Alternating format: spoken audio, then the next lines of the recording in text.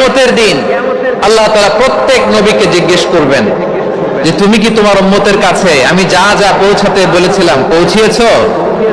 নবীরা বলবে আল্লাহ আমি পৌঁছিয়েছি।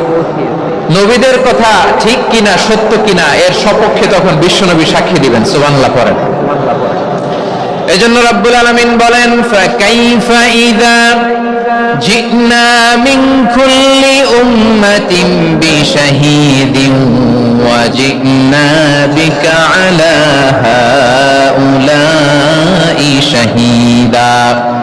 তখন কেমন হবে যখন প্রতিটি উম্মত থেকে আমি একজনকে সাক্ষ্য হিসেবে বের করে আনবো আর তাদের উপরে নবী আমি আপনাকে সাক্ষ্য বানাবো। পড়েন সুবহানাল্লাহ।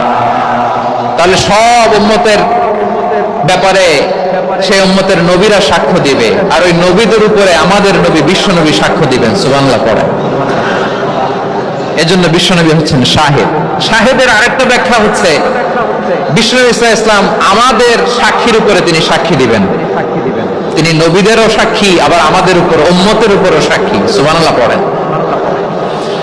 রব্বুল আলামিন বলেন وَكَذَلِكَ جَعَلْنَاكُمْ أُمَّةً وَسَطًا لِتَكُونُوا شُهَدَاءَ عَلَى النَّاسِ وَيَكُونَ الرَّسُولُ عَلَيْكُمْ شَهِيدًا।